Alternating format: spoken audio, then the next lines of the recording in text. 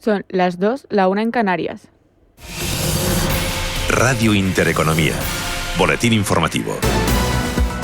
Buenas tardes. El presidente ucraniano Volodymyr Zelensky ha asegurado estar trabajando ya en los detalles de las futuras garantías de seguridad para Ucrania. Zelensky ha calificado como un paso realmente importante la reunión realizada ayer en Washington con el presidente estadounidense Donald Trump y otros líderes europeos.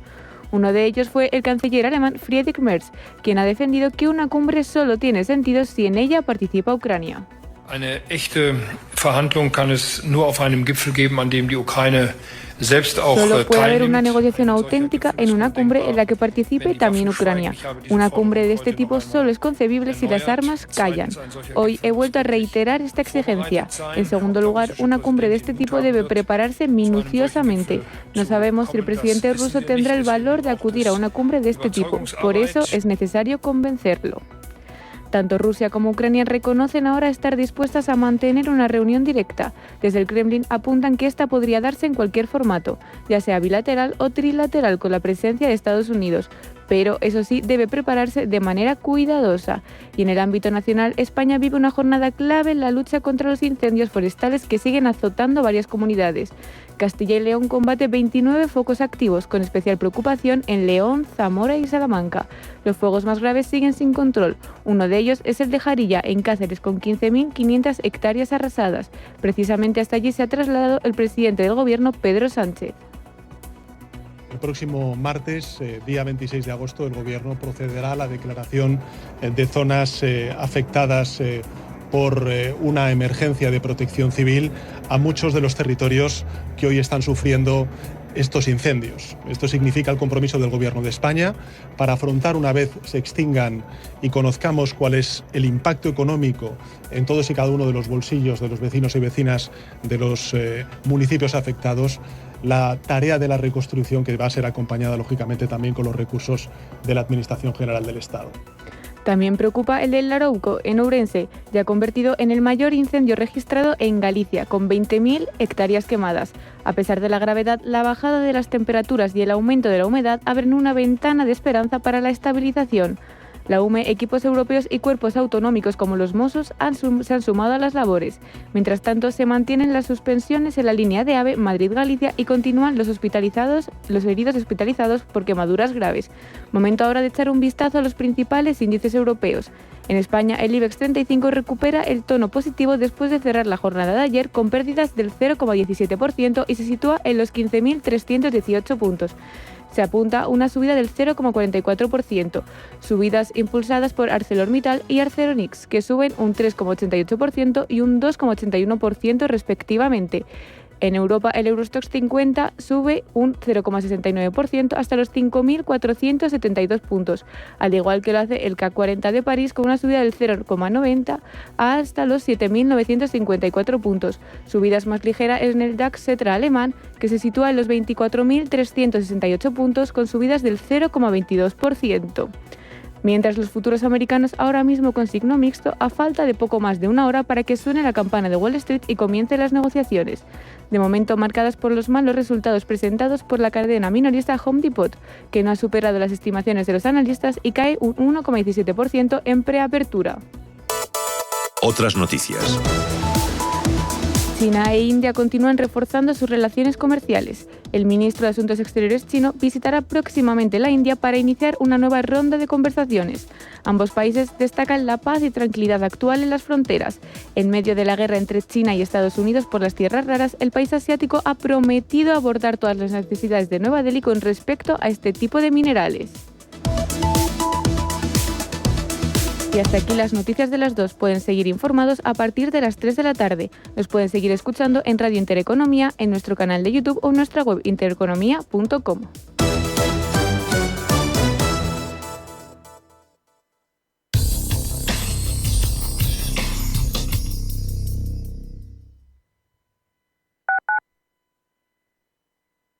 Si una persona sale de un punto A por un camino difícil y otra sale de un punto B por un camino más cómodo, ¿se encontrarán? Acompañamos a personas en situación vulnerable desde la infancia hasta el final de su vida, porque nosotros no creemos en las coincidencias, creemos en las oportunidades. Fundación La Caixa. Solo es progreso si progresamos todos. El rally de Navidad es un término utilizado para describir las subidas que experimentan los mercados de valores durante el periodo navideño. El repunte del mercado de valores en Navidad corresponde a un amplio grupo llamado efecto vacaciones. Es un simple patrón estacional que refleja que en las últimas jornadas del año las bolsas suelen ser muy alcistas. La bolsa, como ya sabéis, sigue unos patrones estadísticos que suelen repetirse de forma constante. Pues bien, el rally de Navidad supone que el selectivo va a subir en las últimas 5 sesiones del año y en las 2 primeras del año nuevo. Este patrón estadístico lo hemos heredado de la bolsa americana, donde estas subidas se han venido repitiendo en muchas ocasiones a lo largo de los años. Las razones son variadas: desgravaciones fiscales, el llamado efecto enero o los intentos de maquillar los valores al cierre de cuentas anuales. Los expertos consideran que el rally de Navidad suele darse desde el 1 de diciembre hasta el 10 de enero, mientras que para otros se produce entre el 20 de diciembre y el 3 de enero. Sin embargo, la franja que más se repite con balance positivo es del 18 de diciembre al 4 de enero. Ahora bien, no todos los valores se suben al carro del rally de Navidad en la misma medida. Por eso hay que ser muy selectivos con los valores de una cartera.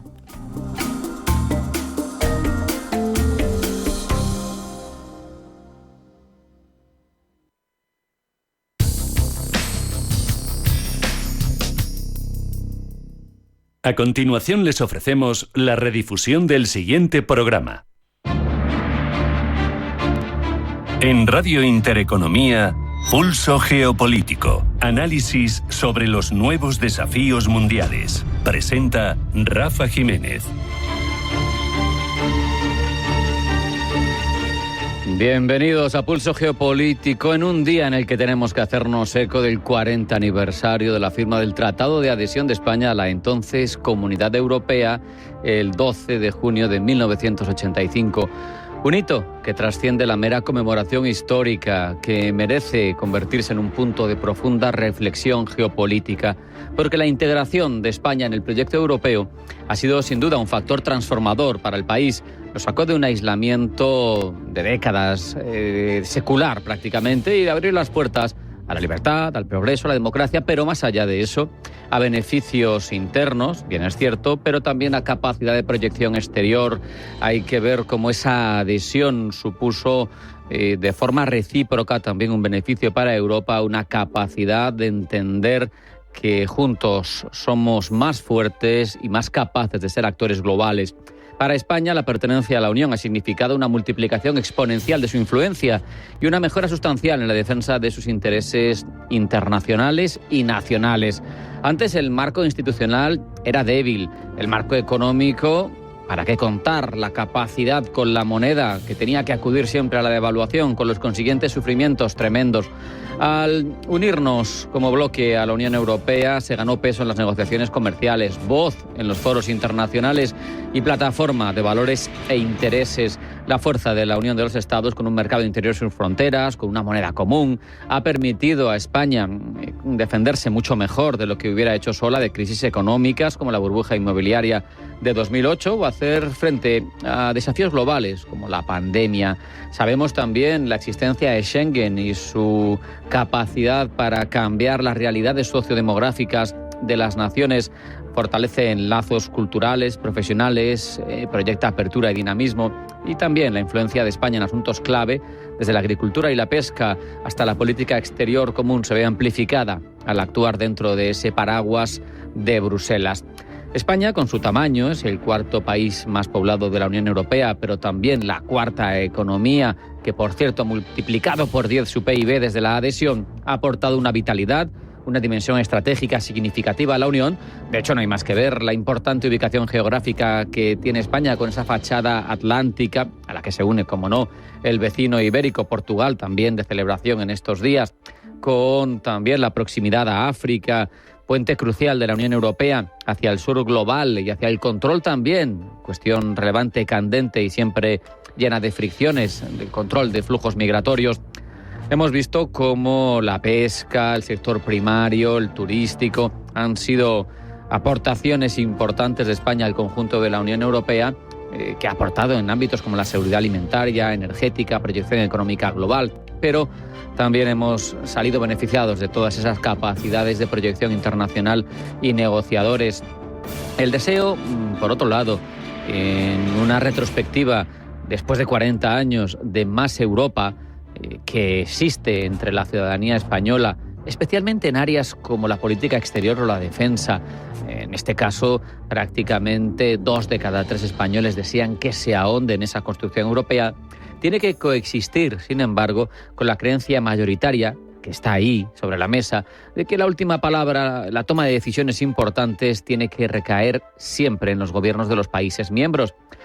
Esto, por un lado, es respetable. Las opiniones de los ciudadanos europeos han de ser tenidas en cuenta porque son las que construyen ese proyecto conjunto, pero evidentemente ralentiza la capacidad de la Unión para actuar con agilidad, con contundencia, en un escenario especialmente complicado y global de ahora mismo, donde potencias como China, Rusia o Estados Unidos se mueven con mucha mayor rapidez y con una visión estratégica mucho más clara, mucho más unificada.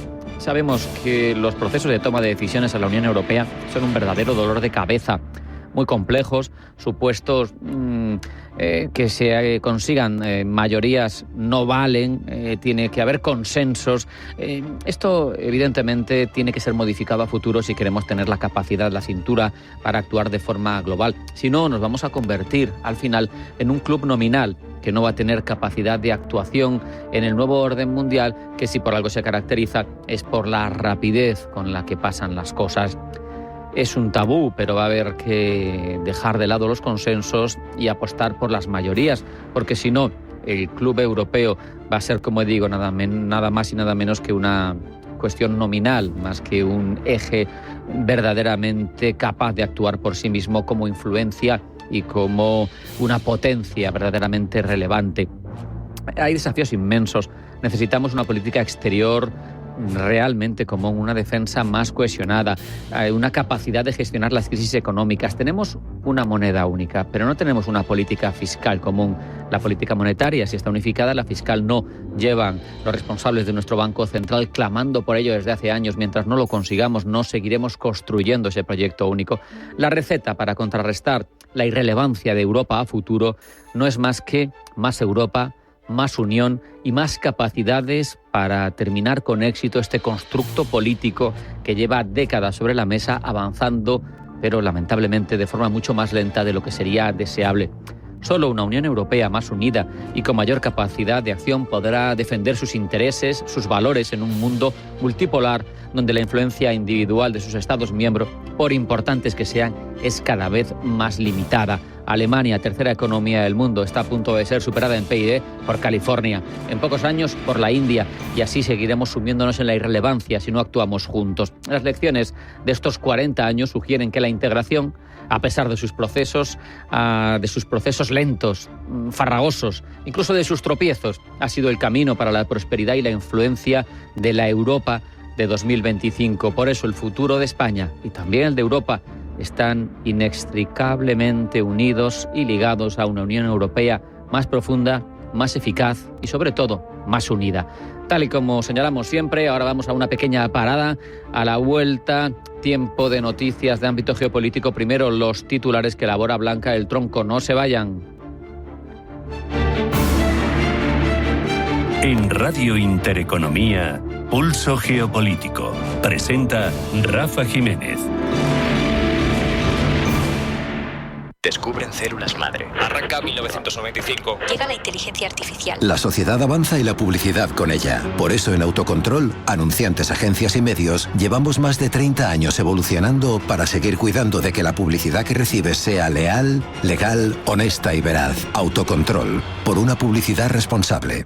Radio Intereconomía es la mejor plataforma para dar a conocer, relanzar y poner voz a su empresa. Nuestro equipo comercial le asesora para conseguir sus objetivos. Contacte con nosotros en el 91 999 21 21 o escribiendo a comercial@intereconomia.com. Radio Intereconomía, la radio de las empresas.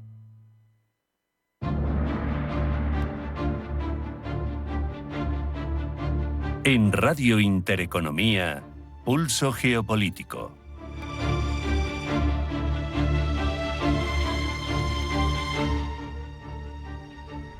Sabemos que China es o bien candidato a ser la próxima potencia mundial hegemónica, o si el futuro no es monopolar, a estar en ese grupo que va a encabezar la multipolaridad de la segunda mitad del siglo XXI.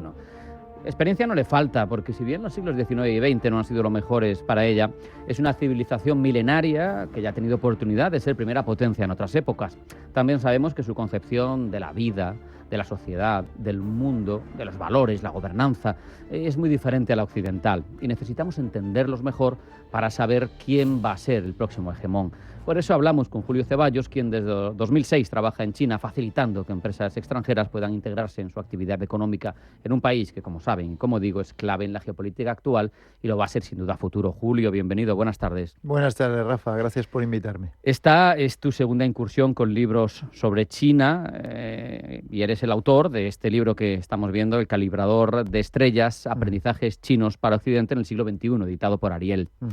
A través de él, de su contenido, que es más que pedagógico para quien le interese China, Muchas a la par que gracias. interesante, vamos a articular la charla, si te parece bien. Muy bien.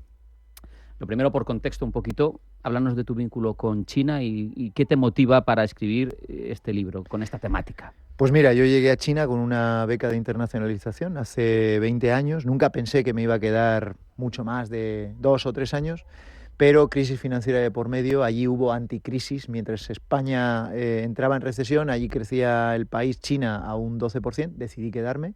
Ha sido una buena elección. Estoy convencido de que yo me voy a jubilar haciendo lo que hago ahora, que es ayudar a empresas a implantarse allí.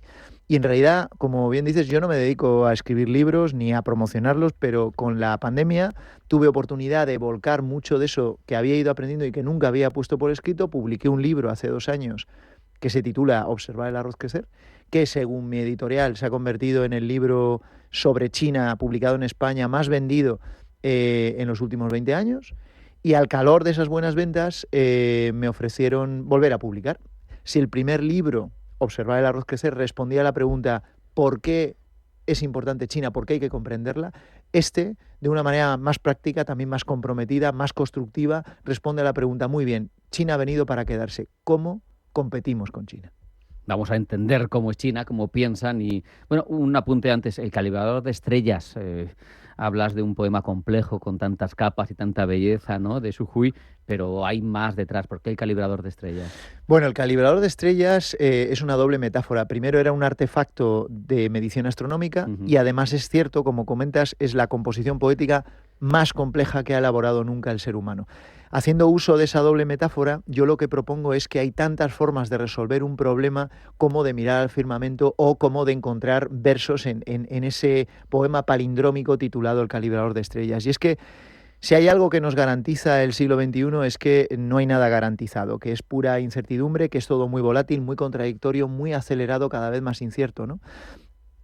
En Occidente, en España, en Europa, no solo no disponemos de todas las respuestas a muchas preguntas, sino que nos faltan preguntas. Por eso, y de la misma manera que miramos continuamente a la otra orilla del Atlántico en busca de respuestas y también de preguntas, ¿por qué no empezar a mirar al otro lado, ¿no?, hacia Oriente, para ver cómo resuelven los chinos preguntas y dilemas y crisis que nosotros compartimos y qué otras preguntas se hacen que nosotros no nos estamos haciendo? Y sobre todo teniendo en cuenta que conocemos poco China, como en general los occidentales, Sí. vivimos a partir de estereotipos que podemos aceptar, además incluso que su modelo, por su idiosincrasia cultural, milenaria, pues a lo mejor no es exportable, aunque puede abrir debates. Y yo quiero empezar articulando algunos temas, los entresaco, no sigo el hilo del libro, pero fundamental, para que China sea lo que soy, la educación. La educación para los chinos es tremenda y se hila con la meritocracia. ¿Qué podemos decir de la educación en contraste con la occidental? Pues mira, la educación para ellos es el eje de todo su proyecto de Estado, es el andamiaje básico de todo su proyecto de construcción nacional. Y hay que entender que los chinos se toman muy en serio a sí mismos, se toman muy en serio su país, saben de dónde vienen, saben de su pasado glorioso, saben lo que explica el que sean hoy quienes son y sobre todo, muy importante, y es algo que en contraste a nosotros nos falta, y es que saben quiénes quieren ser en el año 2050, ni siquiera en el 2050, ahora hablaremos de ello, el 1 de octubre del 2049. Bueno, pues para alcanzar su meta, que es convertirse en la potencia, en la nación más fuerte, próspera y segura del planeta, para el 1 de octubre del 2049, luego te contaré por qué, saben que eso no se puede lograr sin invertir de manera casi obsesiva en educación y en tecnología. En China, lo hablábamos ahora a micrófono cerrado, en China la educación es el ascensor social por antonomasia desde hace siglos. Ellos inventaron el sistema de oposición a la administración pública, que luego copiaron los jesuitas, y para ellos la educación es un derecho, como para nosotros, pero no solo un derecho pasivo a exigir recibir educación, sino es un derecho activo con la obligación pareja de, es que es imperativo que yo esté en ciclos de formación continua, que yo adquiera conocimiento, que yo invierta en mi propio talento y en mi capital. Y en que mi busque capital la de excelencia. conocimiento. Exacto. Y aquí viene de la mano de la educación precisamente la meritocracia, porque los chinos se toman muy en serio a sí mismos, porque se toman muy en serio esa meta de construcción de una nación fuerte, no dejan el timón de semejante buque, ten en cuenta que es 18 veces España en lo geográfico y 30 veces España en lo demográfico. Entonces, no ponen al cargo de semejante mastodonte a alguien que no tenga una experiencia avalada en gestión presupuestaria, en gestión de equipos, en gestión de crisis. Lo comento en el libro, quien va a suceder a Xi Jinping dentro de 10, 15 o 20 años es alguien de aproximadamente mi edad, unos 45 o 50 años, que hoy está probablemente en la alcaldía de una ciudad de pequeño, mediano tamaño, un Santander, un Vigo, y que solo va a llegar a la presidencia de la República Popular, cuando haya cumplido 60 años, tenga un track record, o sea, una trayectoria avalada por éxitos y logros concretos de al menos 30 años, evidentemente adhesión ideológica total al partido y a esa meta de convertir a China en una nación muy fuerte, y sobre todo, claro que existe el enchufismo, claro que existe el amiguismo en China y la corrupción, pero ojo, ellos se ocupan de que aquellos que ocupan cargos de relieve, aquellos cuyas decisiones afectan a millones de personas, sea gente muy formada, muy capaz, muy competente y con unas credenciales suficientemente avaladas. Hemos metido el asunto de la gobernanza porque están imbricados, pero yo lo voy a desarrollar después contigo con más preguntas. Por seguir con la educación, 10 millones de licenciados, 1,5 millones de ingenieros, datos brillantes... Anualmente, claro. Anualmente. Datos brillantes de PISA, datos brillantes en los rankings de universidades, más de 1 millón de chinos formándose en el extranjero. Correcto. Que vuelven en un 80% a China para no descapitalizar de talento el país. Exacto. Y cuestiones que nos recuerdan a los mandarines como el Gaokao, que igual la gente no sabe lo que es, pero que llega a paralizar el país. Sí, el Gaokao es nuestra EBAU, es nuestra selectividad, es el examen de acceso a la universidad más exigente del mundo. Es heredero directo de los exámenes de acceso a la administración imperial. Tiene un nivel de exigencia que raya lo kafkiano y de hecho, la premisa, antes de seguir con la conversación, la premisa de este libro es un alegato en favor de la democracia. Yo no sugiero importar el modelo chino, primero porque es inexportable y segundo porque no nos sirve. Del mismo modo que nuestro modelo, tal cual es, no les sirve a ellos, su modelo no nos sirve a nosotros. Pero hombre, hay algo evidentemente que los chinos están haciendo muy bien para haber saltado en solo 40 años de ser una de las naciones más pobres del planeta a segunda potencia mundial. Y ahí está la educación. Precisamente porque ellos tienen muy claro que no pueden dejar en manos del azar, de lo accidental, de la improvisación, la construcción de una nación fuerte, mantienen unos niveles de exigencia y de competitividad muy altos. Y decía que yo me inspiro en el modelo chino, pero no sugiero importar, por ejemplo, una EBAU de semejante exigencia. Pero fíjate, te voy a dar una cifra que es paradigmática. ¿Sabes qué porcentaje de alumnos suspenden la EBAU en España? ¿De cuántos se presentan? Es mínimo, es un 18%. ¿Sabes cuántos chinos entran en la universidad de su elección, de su preferencia? Justo un 18%. O sea, los términos están invertidos. No se trata de irnos a ese nivel de exigencia máxima que hay en China, pero no se trata de quedarnos en un nivel de falta de exigencia, es decir, ni ir al extremo de exigencia extrema, ni un nivel de laxitud, que lo que hace es equiparnos muy pobremente para mantener nuestra relevancia, nuestra capacidad de negociación, nuestro poder de influencia y, sobre todo, nuestro bienestar en un siglo XXI sumamente incierto, sumamente competitivo. Te contaba que ayer, esto es también, ¿no?, muy ilustrativo, ayer estuve en las fiestas del colegio de mis sobrinos aquí en Madrid. Da igual el colegio porque esto es común.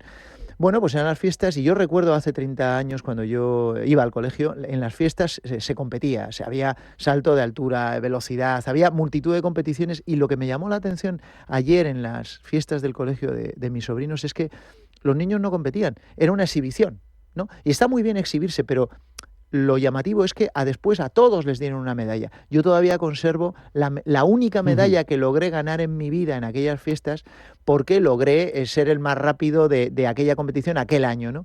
¿Qué pasa cuando eliminamos la competitividad o la competición en un siglo XXI ultra competitivo donde las potencias emergentes lo que hacen es alimentar la competición? Muy sencillo. El día, y la globalización consiste en eso, el día en el que nosotros, nuestro futuro, la juventud que hoy se está formando, que no está acostumbrada a competir, se las vea con un chino, con un búlgaro, con un indio, con cualquiera en este planeta que desde que ha nacido está acostumbrado a competir, lo más probable es que ellos se lleven el pato al agua. Es tremendo, pero no hay de partida un desfase por parte de Occidente, porque incluso lo apuntas, Confucio aboga por la educación, pero también Diógenes decía que el futuro de un Estado estaba en la educación de sus jóvenes.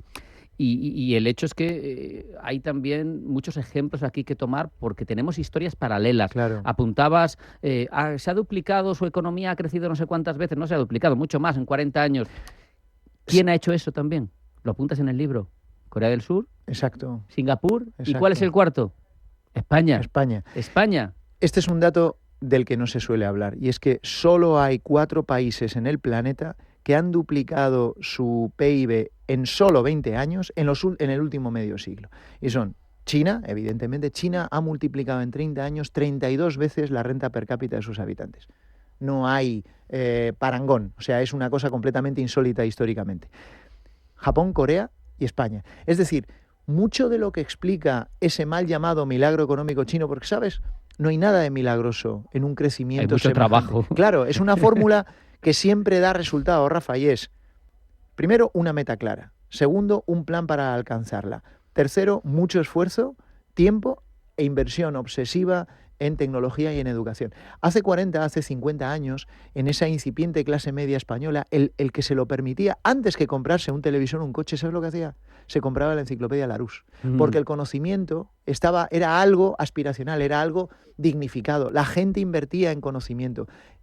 No daba lo mismo leer que no leer. Y la gente sacaba pecho de ser leído, de ser una persona ilustrada, de poder enviar sus hijos a la universidad. Precisamente porque hemos democratizado el acceso a la universidad, se ha devaluado esa intelectualidad, ¿no? Bueno, pues eso hay que recuperarlo, entre otras cosas, porque, como digo, nosotros somos pocos, ellos son muchos y ellos están en ciclos de competición continua.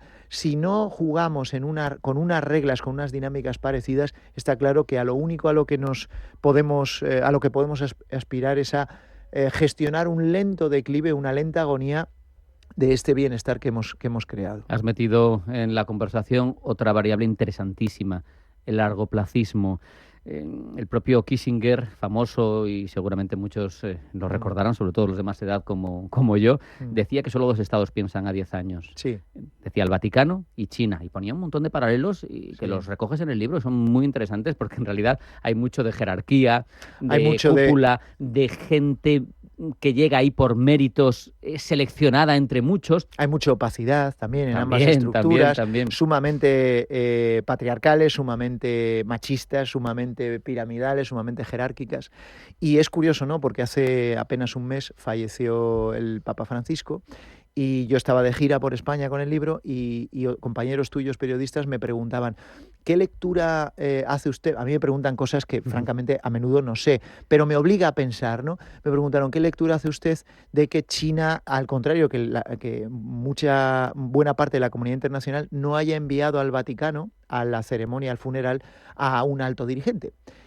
Y sin saberlo, porque no lo sé, se me ocurre la siguiente explicación. Nosotros hacemos tabla rasa en el año 0 y marcamos el año 0 como el año en el que todo empieza en la era cristiana. El año 0, nacimiento de Cristo. Pero fíjate, en la Biblia no hay una sola mención a China, ni en el Nuevo ni en el Antiguo Testamento. Cuando nace Jesucristo, los chinos ya llevaban ahí desde hacía 2000 años y 1500 años antes del nacimiento de Cristo ya habían alcanzado un nivel de desarrollo cultural, tecnológico, económico, político que a Europa le costó alcanzar, Imperio Romano de por medio, hasta el siglo XIV. ¿Qué quiero decir con esto? Que efectivamente hay una serie de concomitancias. Los chinos llevan ahí desde siempre, es la nación que lleva ocupando de manera estable el mismo espacio físico desde hace más tiempo en este planeta. La única civilización de la antigüedad que sobrevive hasta nuestros días. Han desaparecido todos. El imperio persa, el imperio azteca, los sumerios, el Egipto de los faraones. Ahí siguen los chinos. Por eso, cuando me preguntan, bueno, ¿y tú crees que China va a acabar liderando el mundo? Respuesta, sí. Y por un motivo, porque se lo han propuesto, porque son muchos, porque tienen en su ADN cultural el esfuerzo, el tesón, la perseverancia y la determinación, y porque están jugando una partida muy diferente a la de Occidente. No es una partida trimestral, no es una partida quinquenal, están pensando ya en el 2049, como te decía, a 25 años vista, y en el 2149.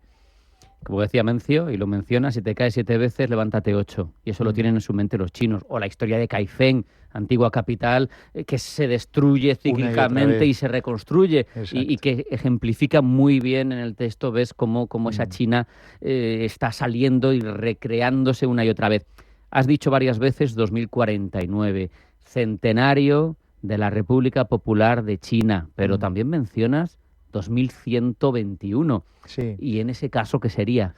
Bueno, pues si el 1 de octubre del 2049 quien gobierne la República Popular, que muy probablemente no sea Xi Jinping por cuestiones de edad, saldrá al balcón de la puerta de la paz celestial, que es la puerta que da acceso a la ciudad prohibida, y en ese mismo balcón donde el 1 de octubre del año 1949 Mao Zedong proclamó la República Popular, quien presida la República Popular 100 años después proclamará los primeros 100 años, el primer centenario del comunismo en China. ¿Qué va a pasar el 1 de julio del año 1121? Que el Partido Comunista Chino celebrará su 200 aniversario. Y los chinos tienen esos hitos, porque ¿sabes qué pasa?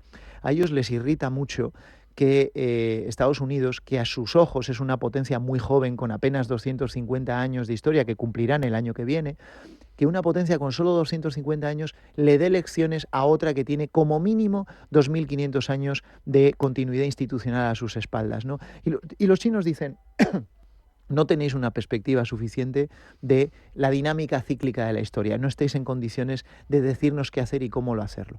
Los chinos miden en muchos aspectos el tiempo, ya no en décadas, sino incluso en quinquenios, en siglos, ¿no? Por eso se pueden permitir, y porque no tienen citas recurrentes con las urnas. Y ojo, yo no idealizo el modelo chino, ni lo glorifico, no nos sirve. Y no es perfecto, o sea, en nada más lejos que proponer achinar nuestro modelo. Pero claro, nosotros que tenemos algo tan sano como es la alternancia política, las citas con las urnas, el multipartidismo, la democracia participativa, ¿cómo resolvemos el estar atrapados de alguna manera en ciclos electorales de 5 años con tener planes que necesitan de largo aliento, como es eso, una política educativa estable, una política energética Haría falta de defensa? Sentido de Estado, pactos de Estado, y ahora mismo estamos polarizados y no existen. Bingo, los pactos de Estado. Hubo en este país un pacto de Estado antiterrorista gracias al cual daba igual quién estuviese en Moncloa, se iba a luchar sistemáticamente contra el terrorismo.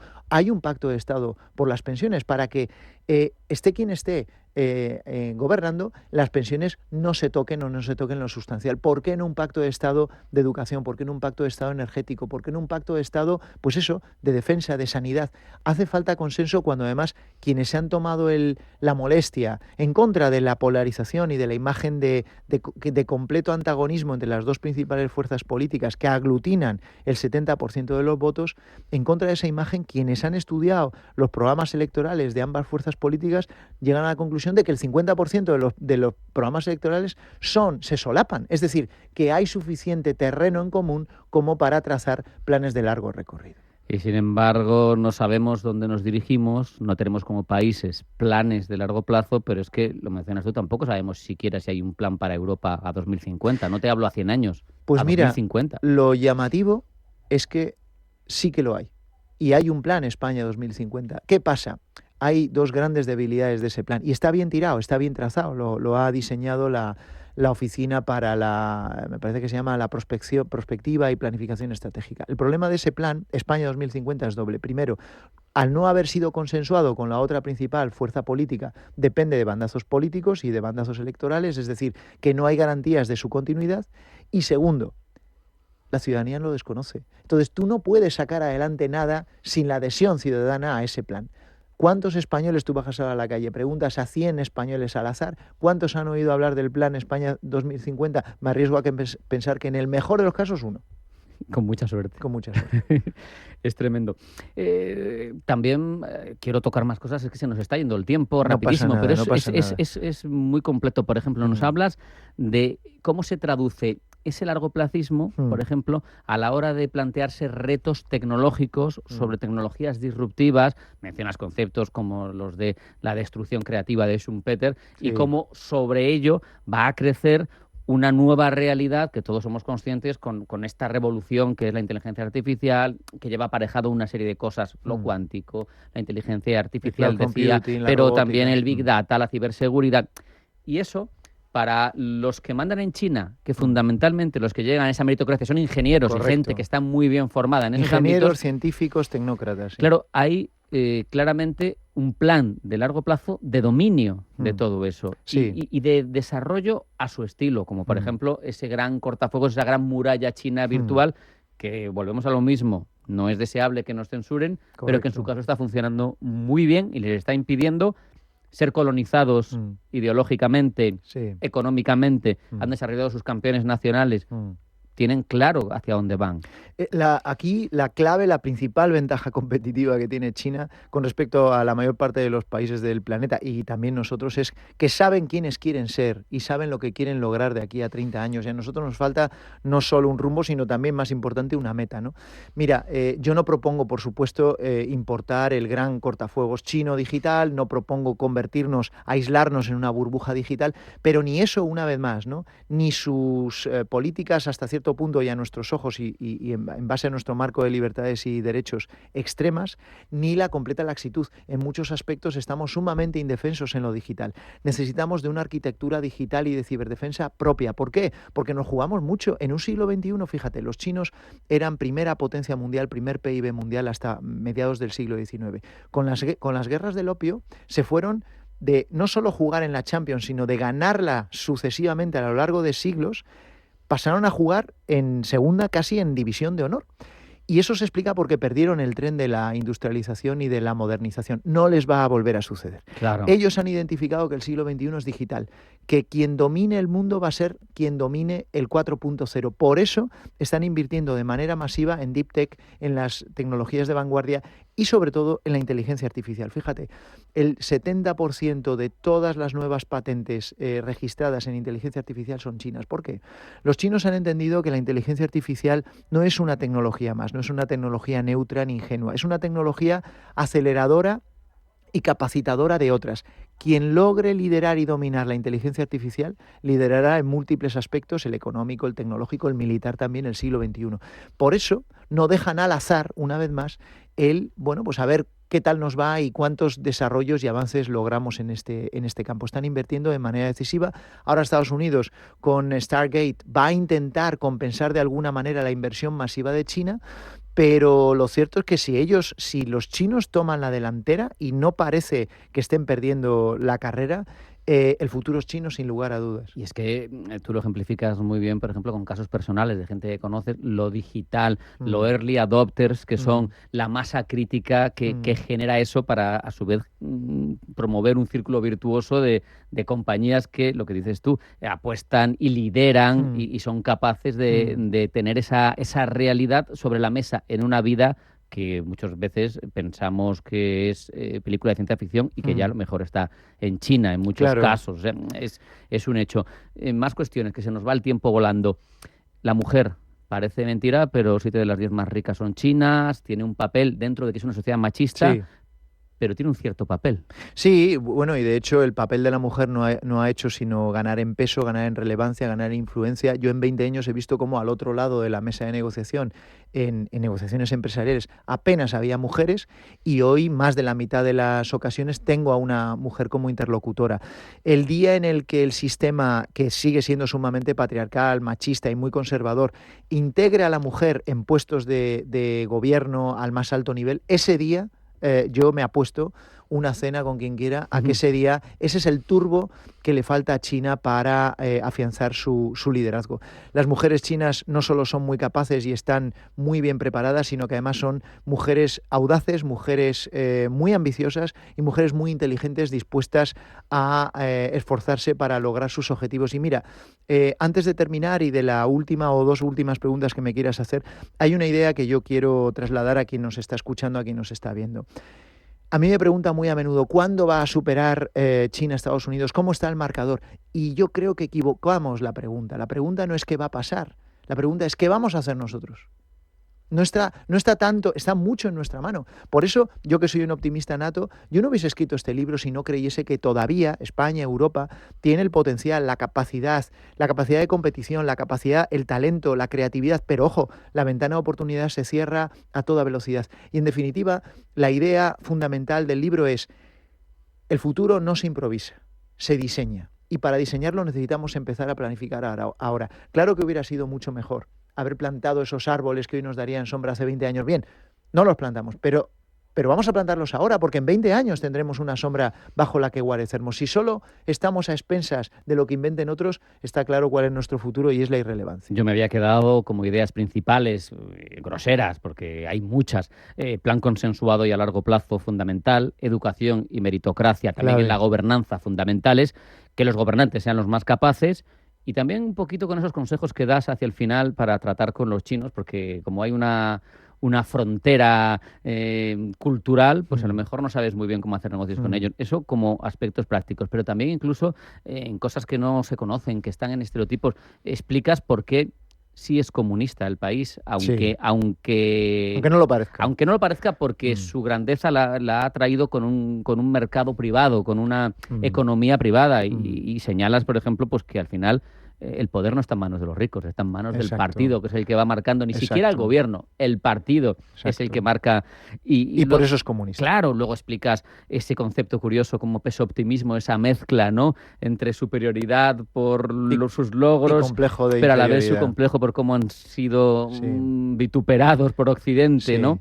Y hay montañas de cuestiones también interesantes, como, por ejemplo, a mí me llama mucho la atención esa incursión. Has mencionado a Matteo Ricci y compañía, su famoso Palacio de la Memoria, su impresión a los emperadores, que es fascinante ahondar también en ello, pero cómo a ellos les impresionó que esta sociedad fuera capaz de crear un orden moral basado en la ética y no en la religión. Sí, que eso es llamativo. Es difícilmente comprensible desde la óptica occidental. Pero y no tiene parangón a nivel histórico. Es una sociedad que ha apostado por los valores y no tanto por las creencias. No sé si me explico, ¿no? Totalmente, y fundamental para entenderlos también. Lo colectivo siempre prevalece sobre lo individual. El nosotros antes que el yo. Muchas veces te hablan empezando las frases con nosotros. Exacto. Es que si no entendemos eso, exacto, si vivimos aislados en ese individualismo hasta el extremo con el que hemos arbitrado nuestra realidad, pues no arrimaremos el hombro. Pero para mira, fíjate, remar juntos. En este libro, que no es ni ideológico ni paradójicamente geopolítico, aunque este sea un canal y un programa de geopolítica,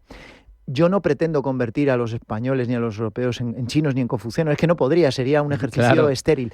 Yo lo que digo es: está en nuestra mano recuperar muchos de los activos que nosotros teníamos, de ese afán de superación, de esa cultura del esfuerzo, de esa redignificación de los maestros, de los docentes, de los profesores, de ese largoplacismo, el milagro, también mal llamado milagro económico español, el salir de la irrelevancia del aislamiento internacional, fue gracias a la apuesta decidida por educación, tecnología en el largo plazo, premiando la educación y el logro. Entonces, yo lo que digo, y ya por terminar, esto son ideas, por cierto, para todos los públicos. Esto no está escrito para que se lo lean en Moncloa, para que se la lea la presidenta de la Comunidad de Madrid. Está escrito para que cada uno de nosotros empecemos a adoptar una serie de cambios para manejarnos mejor en un siglo sumamente dinámico y sumamente exigente. No está pensado para que los políticos lo lean. Yo te digo que nos convendría mucho a los ciudadanos que se lo leyeran los ciudadanos. Ya lo saben, si quieren entender esa China pujante, ¿por qué lo es? Para mí es la principal cualidad de este libro. Hay que ver El calibrador de estrellas, aprendizajes chinos para Occidente del siglo XXI, Julio Ceballos, en Ariel. No se lo pierdan. Yo he disfrutado muchísimo leyéndolo. Julio, ha sido un placer hablar contigo. Un verdadero placer, y enhorabuena por promocionar la lectura, porque la lectura, y es otro de los aprendizajes, es una ventaja competitiva clave para construir una nación libre. Si no, no entiendes lo que hay y los retos sobre la mesa.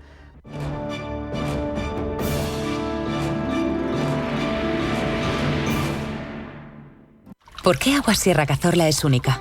El equilibrio de su manantial es único, el más ligero en sodio, la idónea para la tensión arterial, más rica en magnesio, calcio y bicarbonato. Y ahora Agua Sierra Cazorla con los refrescos saludables de verdad, sin azúcar y sin gas, más naranja y limón. Agua Sierra Cazorla, la única en calidad certificada. ¿Qué le diría Cervantes al presidente del gobierno? ¿O Voltaire a la oposición? Descúbrelo junto a toda la actividad cultural en el Marcapáginas, en Radio Intereconomía. Todos los sábados a la 1 del mediodía, el Marcapáginas, con David Felipe Arranz. Porque la cultura también podría ser divertida.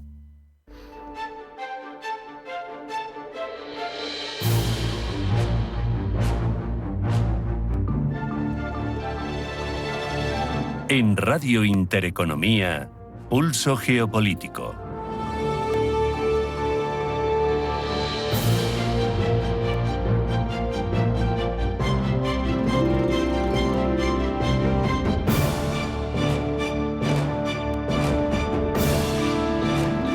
Sí, alguna consecuencia tuvo el famoso gran apagón que con la restricción de la energía eléctrica nos trajo también la caída de las comunicaciones en su mayor parte, y que no funcionara toda esa digitalización sobre la que hemos construido nuestra sociedad, fue precisamente la de fomentar una reflexión sobre cómo estamos de preparados, cómo somos de dependientes en una sociedad moderna como la que vivimos respecto de todas estas tecnologías.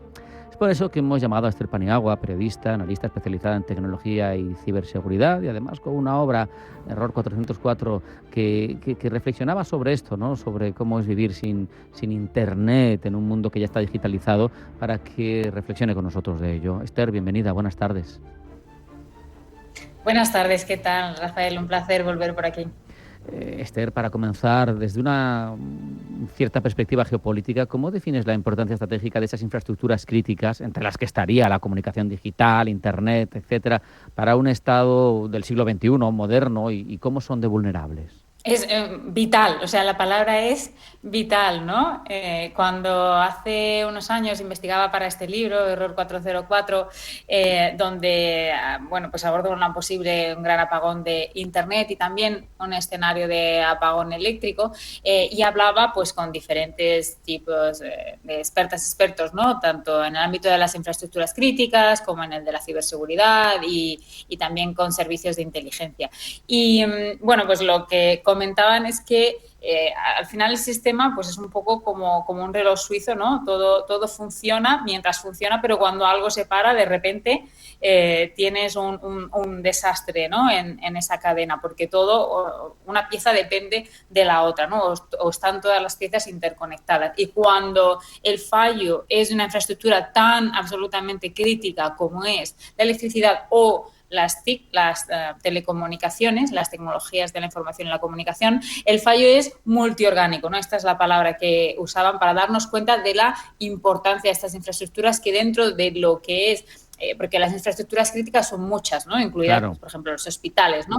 Pero la electricidad y las TIC son las mayores porque hay una mayor cantidad de otras infraestructuras críticas que dependen de ellas. Claro.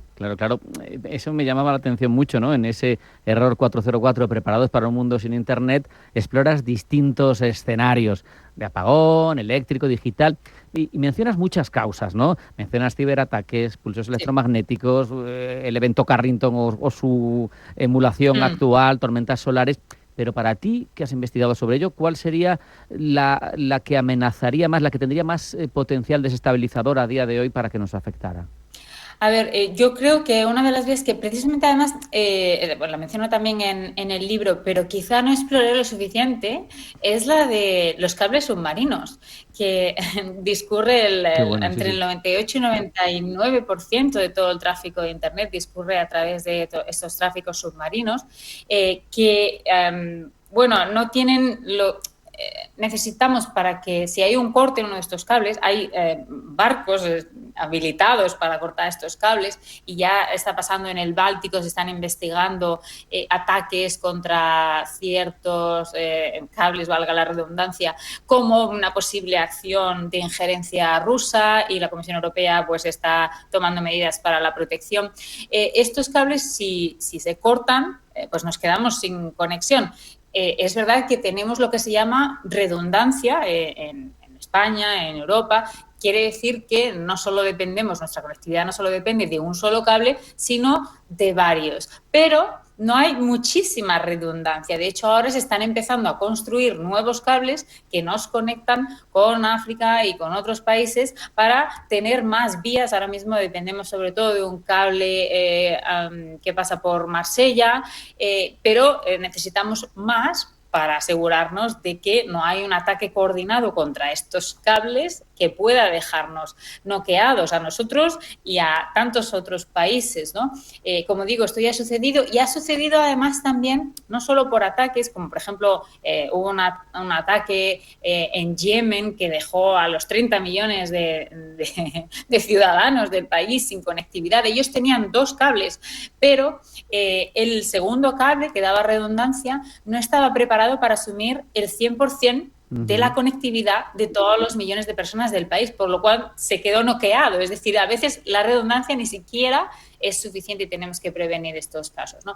Y además, muchos de estos cables, la mayoría ahora, están siendo desarrollados por las grandes empresas tecnológicas, que es otro de los grandes escenarios que yo planteo y que también es muy o es más posible, que es un ataque a estas grandes empresas que nos proporcionan hoy en día la mayoría de los servicios que usamos cuando estamos online. Claro. Es decir, se caen los servicios de Google y tenemos un problemón.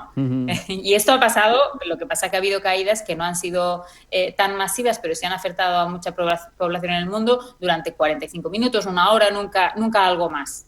Claro, precisamente ahondaste también en 2 cuestiones que me parecen verdaderamente importantes en lo que se refiere a Internet y a la digitalización. Por un lado, concentración de servicios en pocas manos, y por otro lado ese concepto de balcanización de Internet, Splinternet, ¿no?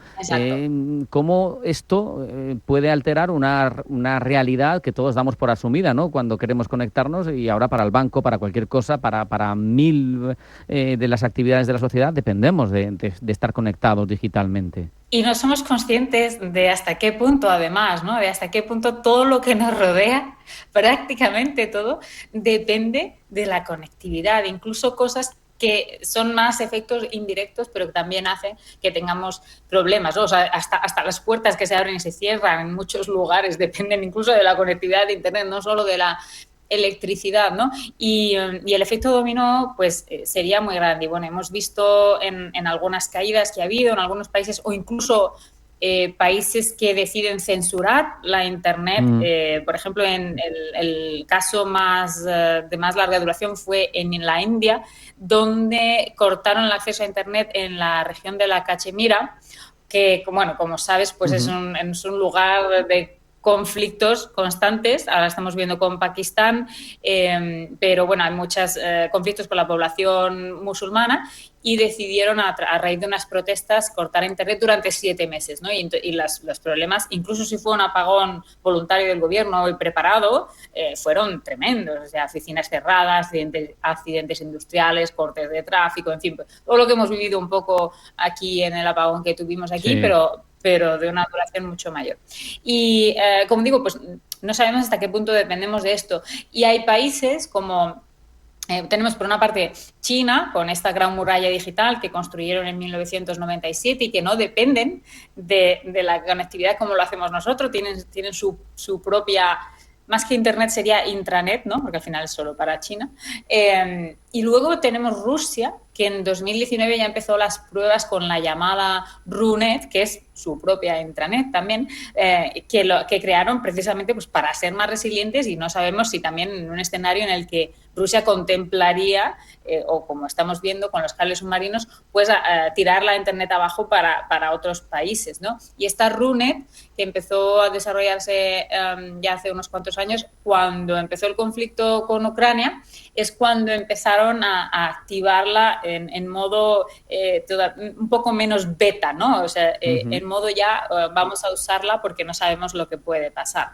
En el mundo occidental no contamos con un respaldo de este tipo. Se ha planteado algunas veces, sobre todo en Estados Unidos, al final estas iniciativas suelen venirnos mucho de allí porque, bueno, hay mucha gente trabajando en esto. También están los llamados, o yo les llamo, ¿no?, los guardianes de Internet, que son 14 personas que es muy peliculero, ¿no? Sí, que sí, están en todo el mundo repartidas y que se dedican a proteger lo que se llama el DNS, que es un servicio, o sea, es un servicio crítico de Internet que es como la libreta de direcciones de Internet, claro, o como el GPS que hace que, igual que cuando queremos llamar, si no tenemos el número de teléfono no podemos llamar a alguien.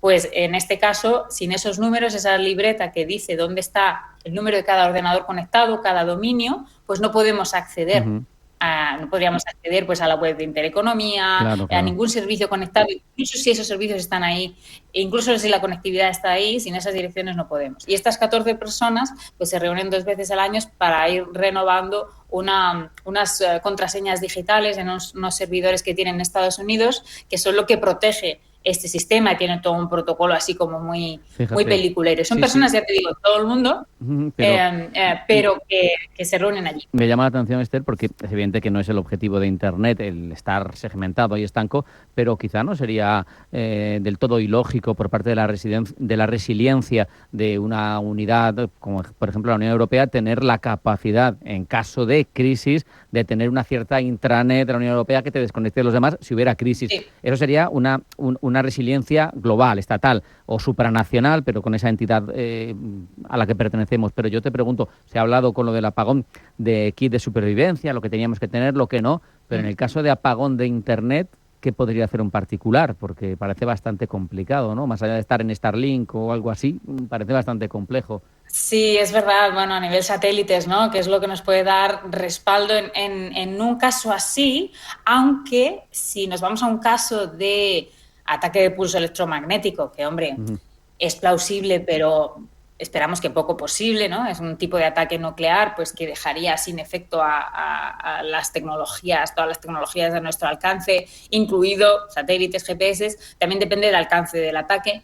O el escenario de tormenta eléctrica, donde también, tormenta solar, sí. Que si es una tormenta solar muy, muy fuerte, tipo la evento Carrington, también desactivaría o interrumpiría los servicios satelitales. Bueno, ya vimos cómo ha habido tormentas bastante fuertes, no a nivel de Carrington, pero bastante fuertes en estos años, que han obligado a reenrutar vuelos, cambiar las misiones espaciales de la NASA, pues el tráfico espacial, y también ahora estamos viviendo una década que es especialmente fuerte en cuanto a intensidad solar, y se vio, pues, por ejemplo, en estas ¿cómo se llama? Auroras boreales, que fuimos capaces de ver incluso desde la Sierra Madrileña. Un evento inédito, ¿no? Y me estabas preguntando, pues, ¿qué podemos hacer? Pues más allá de eso, que en estos casos no funcionaría, pero los satélites en otros escenarios, por ejemplo, ciberataque, pues sí que funcionarían para dar respaldo. Lo que podemos hacer es hacer caso a ese kit, ¿no?, de supervivencia, y luego, pues, cosas que debemos estar haciendo en cualquier escenario, ¿no?, frente a un ciberataque, por ejemplo, como tener copias de seguridad de las cosas que guardamos en nuestra nube y en nuestros sistemas conectados. Tener, pues, esas contraseñas fuertes para protegernos, tener protocolos de cómo funcionar, cómo hacemos las cosas. Hablo más de negocios en este caso, claro, ¿no? Cuando no tenemos conectividad, ¿no? O sea, ¿quién hace qué? ¿Cuál es el proceso? Sistemas espejo, duplicidades, desde luego. Esther, se nos ha acabado el tiempo. Esther Paniagua, autora de Error 404, Preparados para un mundo sin Internet, y analista también. Muchas gracias. Un abrazo y hasta la próxima. Muchas gracias. Un abrazo, nos vemos. Chao. Hasta aquí Pulso Geopolítico. Mañana más.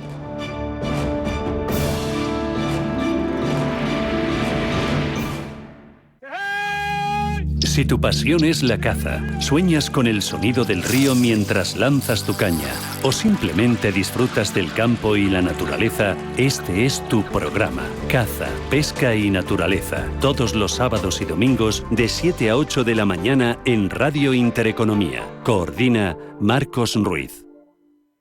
Antes de que amanezca te acompaña, escucha y ameniza las mañanas en Radio Intereconomía. Antes de que amanezca, con Guillermo Sancho Muela. De martes a viernes, de 6 a 7 de la mañana en Radio Intereconomía.